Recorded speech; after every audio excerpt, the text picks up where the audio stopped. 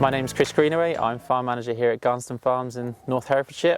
We farm about 1,400 hectares in hand still. There's some tenant farms still on the estate. We've got about 840 acres of cropland, which includes combinable crops, which also includes herbage seed. We also let some land for 10-stem broccoli and grow forage maize and some other bits and pieces. The other enterprises we're involved in are poultry, an AD site, forestry, let property, and we've also got cattle. Our cattle enterprise is split into two. We've got a reasonable sized suckler herd and some fattening cattle. So Chris, tell us a bit about the beef enterprises. How was that historically managed? So when I came here, which would be 4.5 years ago now, we had an AFU, an assured finishing unit, whereby we could take on orange market or TB restricted cattle. They would go into a yard and they'd be fed wholly on a diet of straw and imported cake. It was fine, they finished reasonably well.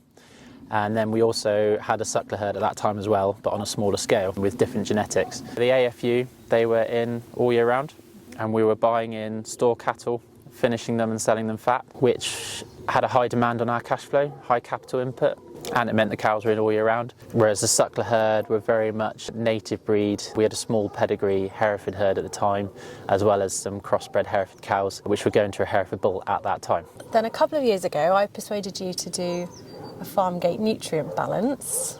How did you find that process initially, and what did it show about that sort of approach and management approach for the beef? So we actually did a farm gate nutrient balance in 2022 as well as 2024, which was even more useful because we had a comparison to see where we'd moved in that time.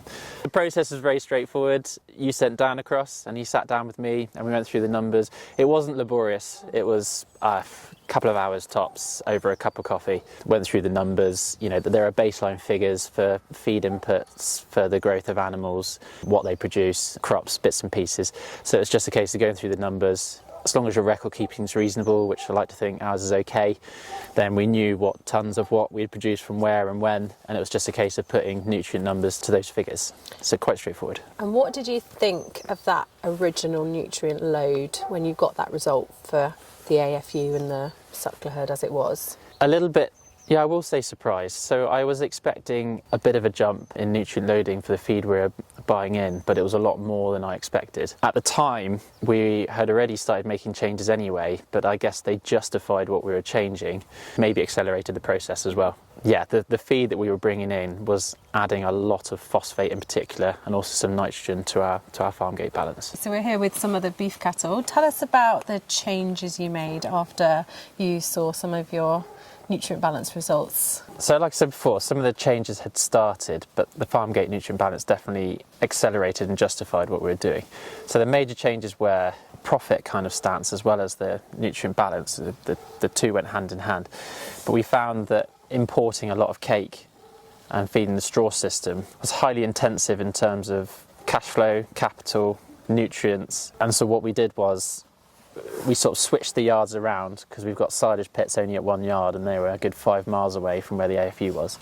And we moved the finishing cattle to another yard and we moved them onto a complete forage-based TMR diet, which came with many benefits. So it stopped the purchasing and importing of lots of high nutrient dense food, and it also meant that we were utilising products that we were growing on farm. So we were creating an intrinsic circle whereby we were producing food for the cattle, which were then being finished on that and completing the cycle. How about with the cows? Any significant changes in terms of management or approach here? We moved from Hereford bulls to Limousin bulls to start with, and that increased our feed conversion ratio.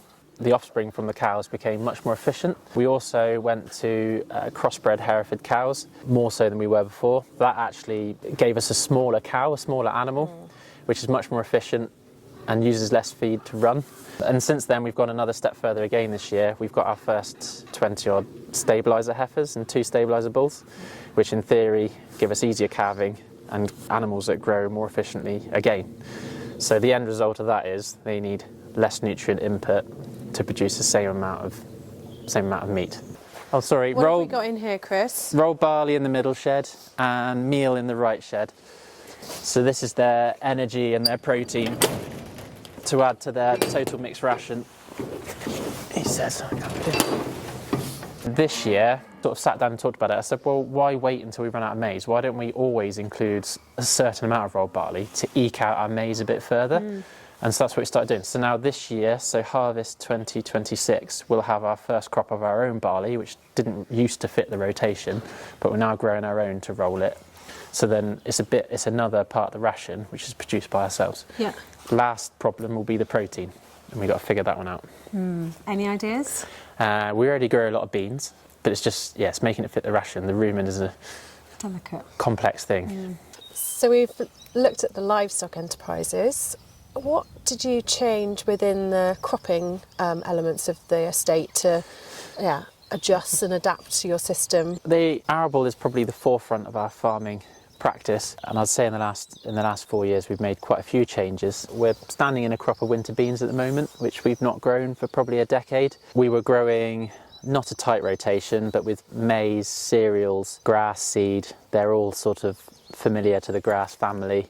And then we had oilseed rape, broccoli, linseed. They're all sort of very similar. So beans is a legume. It's a true break. It's a true different species.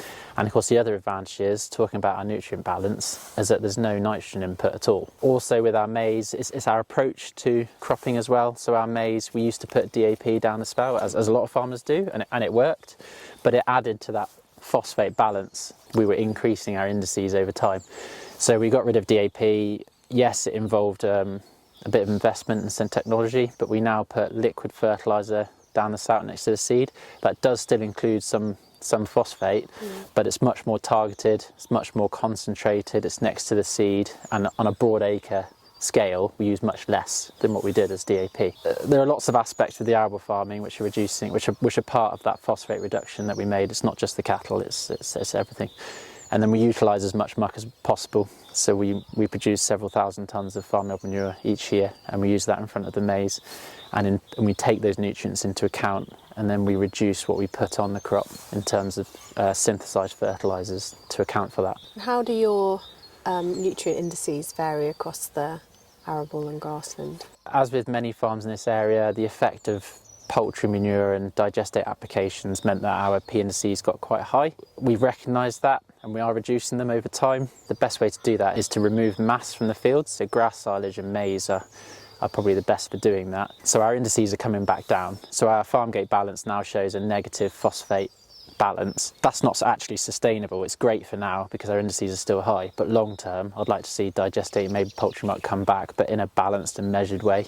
What advice would you give to another farmer who's maybe thinking about doing a balance, or has had their balance done and maybe needs to make some changes to bring their nutrient load down for their enterprise?